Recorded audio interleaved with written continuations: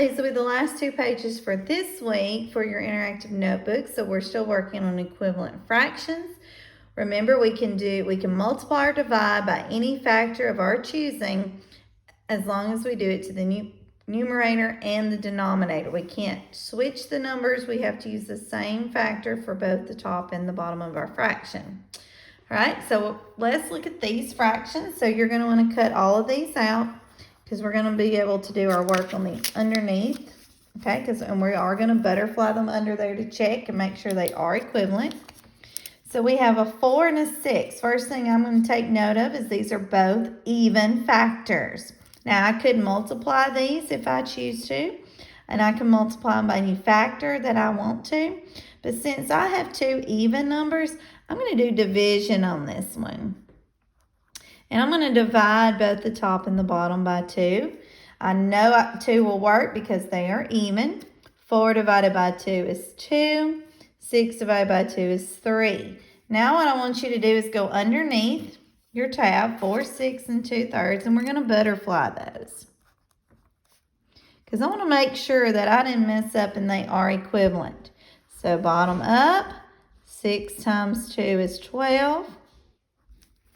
Bottom up, 3 times 4 is also 12. Since I get 12 on both sides, I know they are equivalent. They are definitely equivalent fractions. Okay, let's look at this one. Actually, I'm going to skip this one and let you do that one. Let's go to 2/8. Let's say, yes, I do know these are even, and I could do division again. But this time, let's decide I want to do times 3. I do 2 a lot, and you could definitely do 2 here, but I want you to see that you can pick other factors that you want as long as you do the same to the top and the bottom. So 2 times 3 is 6. 8 times 3 is 24. Now I would still want to butterfly this on the bottom. See what happens when I pick bigger factors? We get bigger answers, right? Larger factors make larger answers. So, but they still should be equivalent, 2/8 and 6 over 24. I'm still going to butterfly.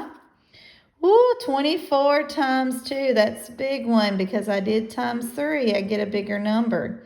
So that would be 48.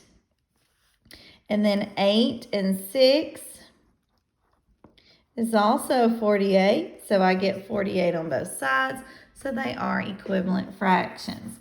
Now I did not have to do times 3. I could have chosen times 2. I could have done division again.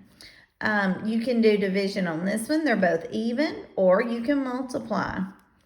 I can do division on this one, but it won't be with a 2 because 9 is not even. But there is something that will work with a 6 and a 9, but you're going to have to think about your multiplication facts and which of our facts would give us 6 and 9 for an answer. Think about that. So you might, if you can't remember, you might do multiplication on this one. I wouldn't go any bigger than times 2. Well, I tell you what, could I do times 10? Absolutely. I can do any multiplication fact that I want. Look how big my numbers get though. So when I go to cross butterfly or cross multiply this, I've got a big number to have to deal with, right? So I just want to show you that you can go larger with your factors. I could do division on this one. They're both even. I cannot do division on this one because 7's not even. And there's no multiplication facts that will give me 2 and a 7. So I will have to multiply on this one. Now I can multiply by 2. I just can't divide by 2. So y'all work on coming up with some equivalent fractions using your multiplication division facts. And check it underneath by using your butterfly or your cross multiplying method.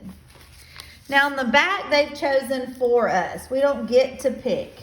So you have another sheet of paper that's going in our interactive notebook that's still on equivalent fractions. Looks like this, where either they've given you a numerator or they've given you a denominator on one of your fractions, and you've got to figure out how they did that. So let's look at this first one. How can I go from 2 to 4? Well, the first thing I notice is that the number is increasing.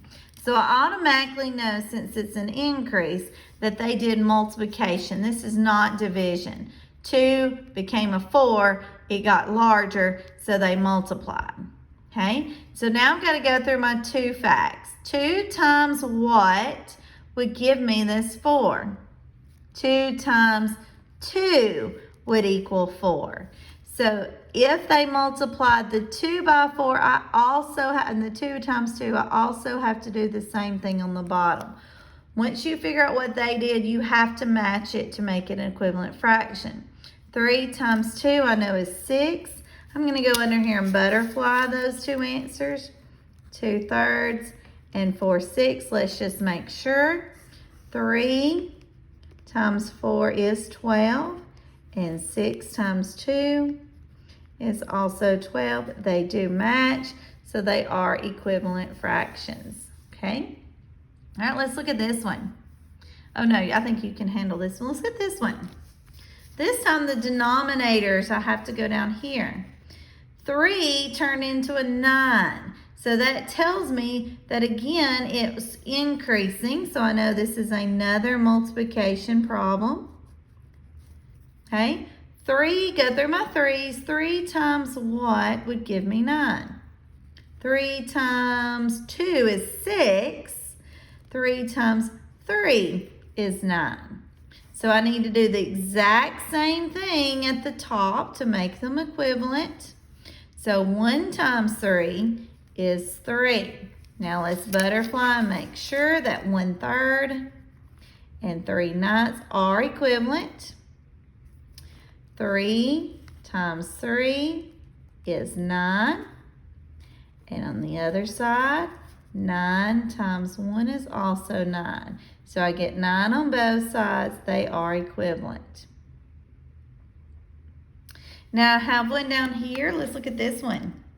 6/8 is equal to 3 over blank. So we were a 6 and we became smaller. So this is a division problem because our number became smaller, a smaller digit. So 6 divided by what would give me 3? So I can think 3 times 2. I can kind of work that backwards, right? So they divided 6 in half, or by 2, so I need to do the same at the bottom. 8 divided by 2 is 4. So let's butterfly those.